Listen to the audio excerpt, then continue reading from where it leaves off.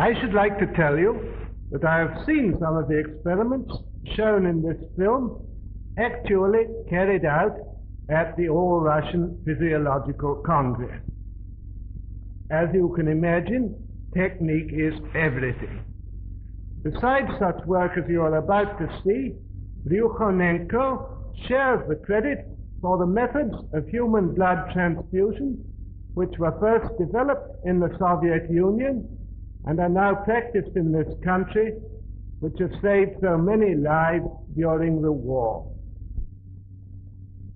What enabled Soviet scientists to solve this problem? Long ago, science established the fact that animal organs and tissues isolated from the whole organism can be maintained in a living state. But in order to achieve this, special artificial conditions must be created.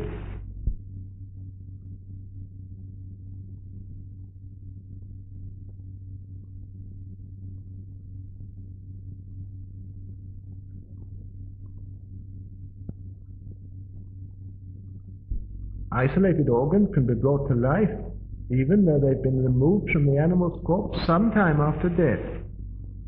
There's a dog's heart.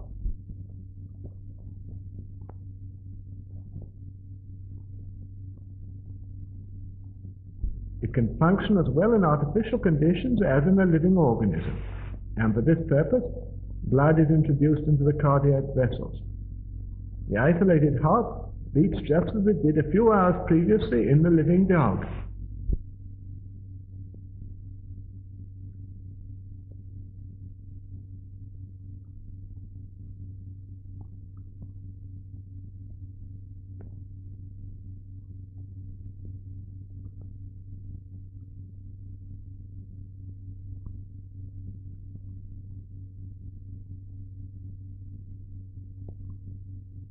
The following experiment is conducted on lungs taken from an animal.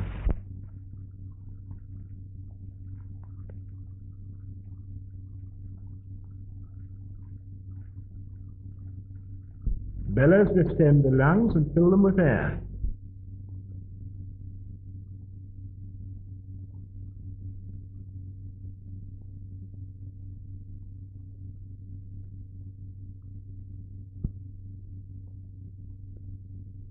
The venous blood is forced into the lungs by the action of the pump.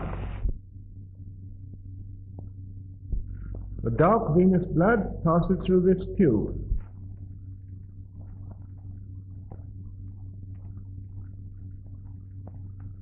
In the lungs, it takes up oxygen and becomes arterial blood.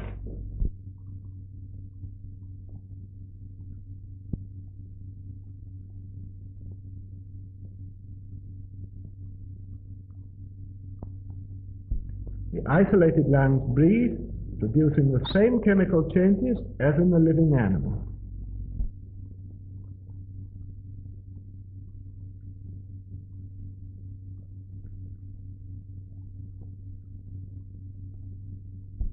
An animal's head can also live in the isolated condition.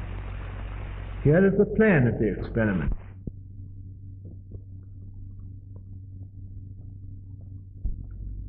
The arterial pump takes arterial blood from the reservoir to the head, while the venous pump drains off the venous blood. The blood is arterialized in the reservoir, where there is a steady flow of oxygen.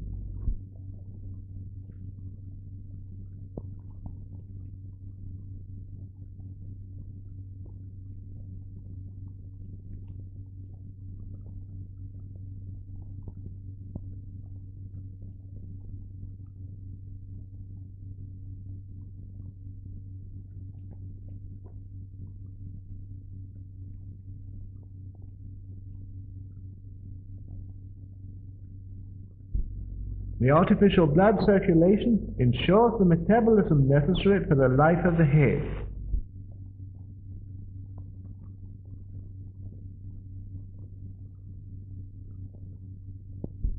The isolated head lives on for hours and reacts to external stimuli.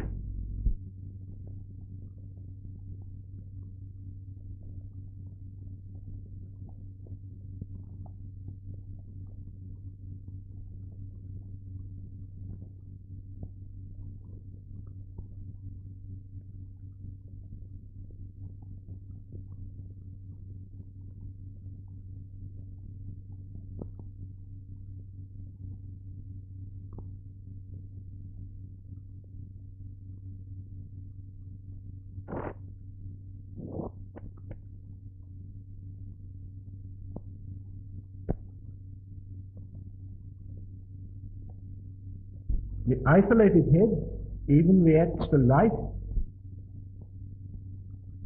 and to sound.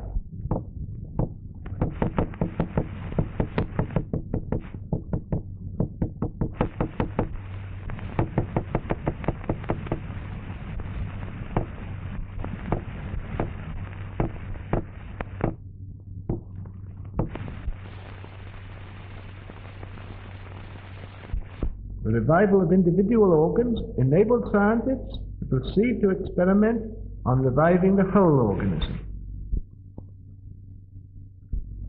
The revival of the whole organism can be achieved with the help of an apparatus called the auto-ejector.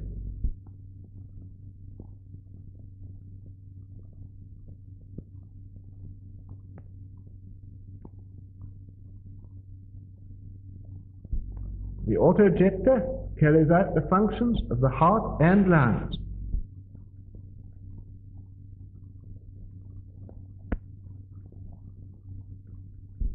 As we know, the heart, by its rhythmical contractions, supplies the body with arterial blood rich in oxygen.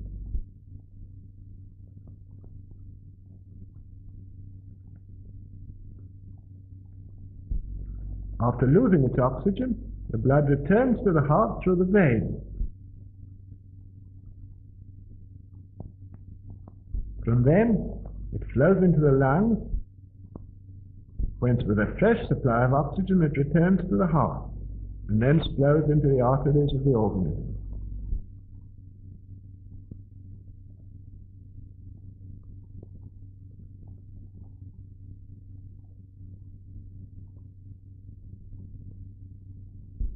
The auto-ejector works on the same principle. The apparatus includes a system of pumps for supplying blood and drawing it off.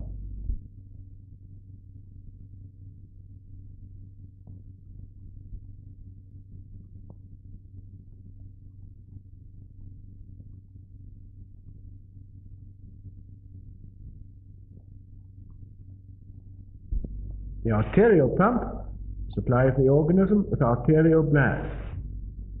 When the blood has given up its oxygen, the venous pump draws it back into the reservoir.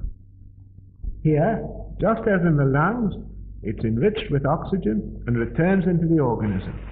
The blood passing into the arteries of the body ensures the necessary metabolism.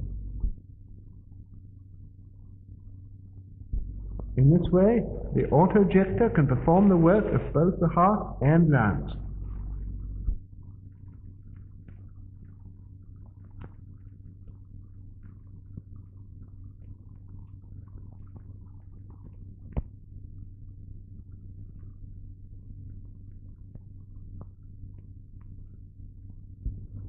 We begin the experiment of revival. The experiment is carried out on a dog.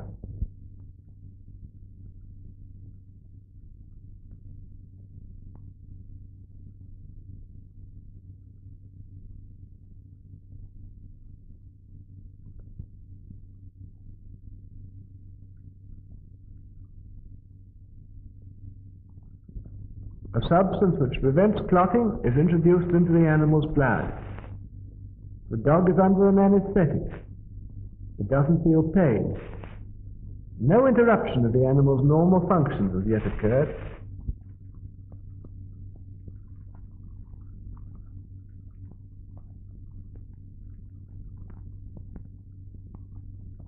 The dog reacts to touch. Its pupils are normal.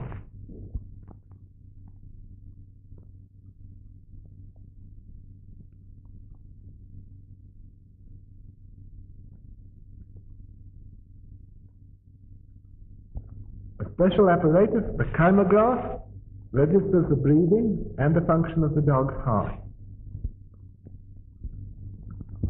The pulse and breathing are normal.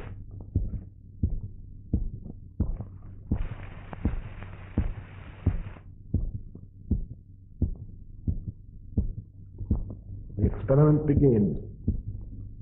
All the blood is drained off through the carotid artery.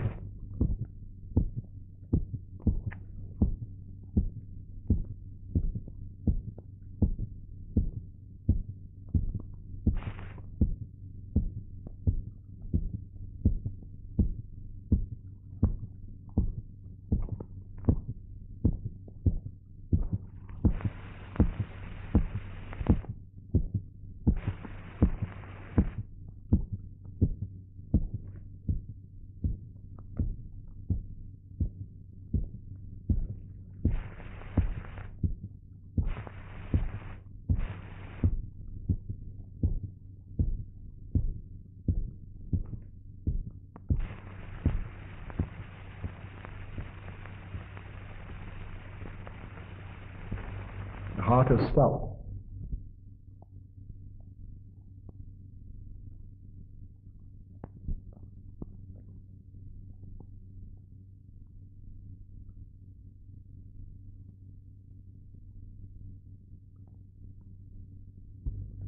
This is one of the animal's last gasps.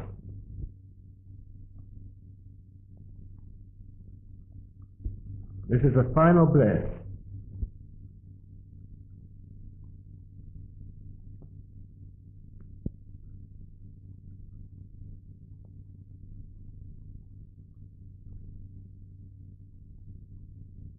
The dog is dead.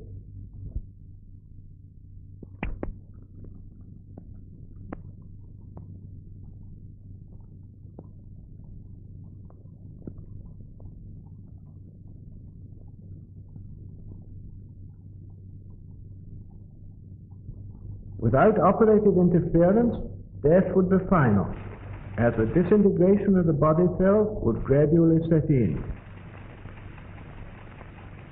The auto-ejector is being attached before starting the revival. The arterial pump is connected with the artery.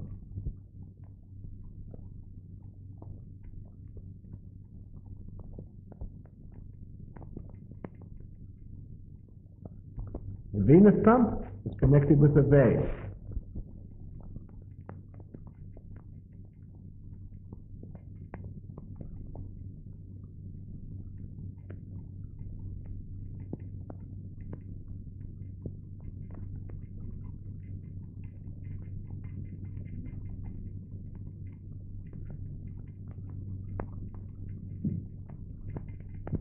Ten minutes have elapsed since the animal died.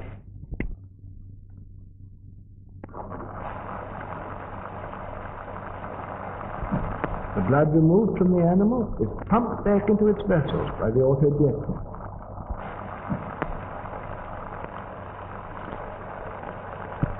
The auto-ejector ensures a normal blood circulation in the organism, replacing the action of the dead heart and lungs.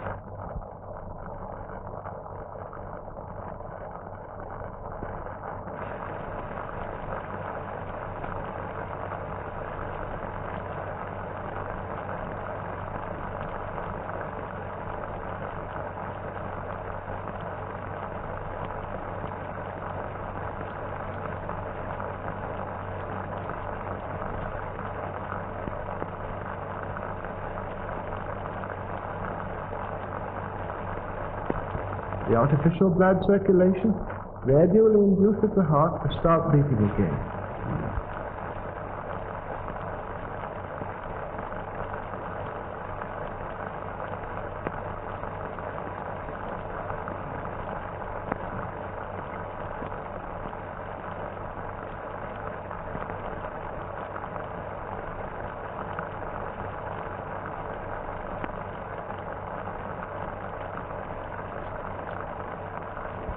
The heart's action begins to be normal.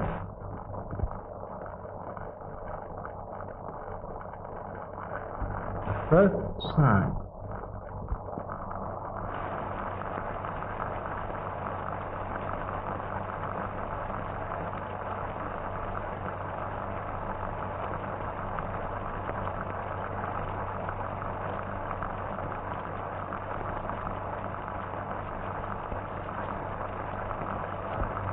The respiration is gradually restored.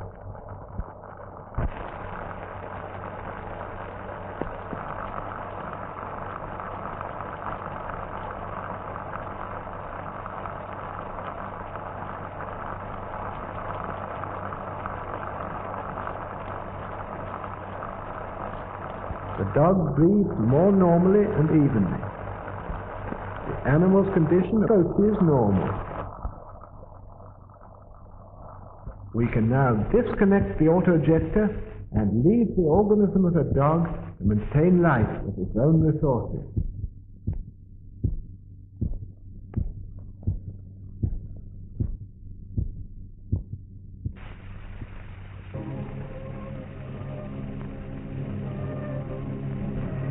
The dog soon shakes off the effects of the anesthetic. The dog is still weak, and can't move.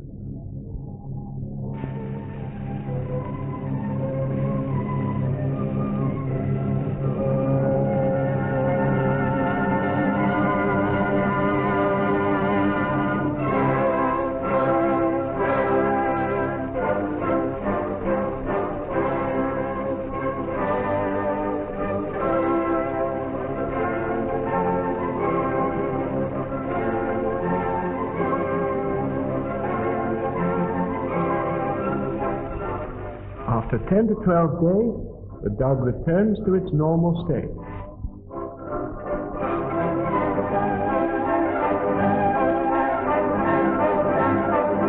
After the experiment, dogs live for years, they grow, they put on weight, and have families.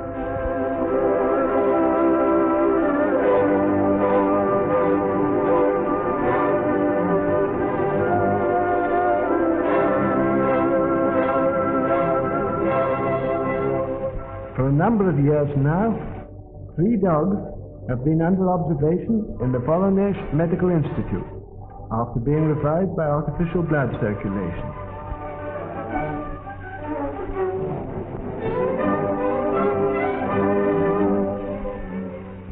This dog, Bunny, was revived in 1939 after having been dead for 8 minutes. Black Ears is the offspring of revived parents. She herself was revived in 1939 after 11.5 minutes of death. Naidas was revived in 1938 after 15 minutes of death.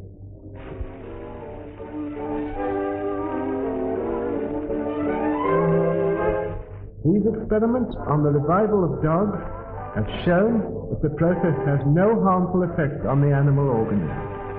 The question of the revival of animals is one of the most interesting problems in physiology today.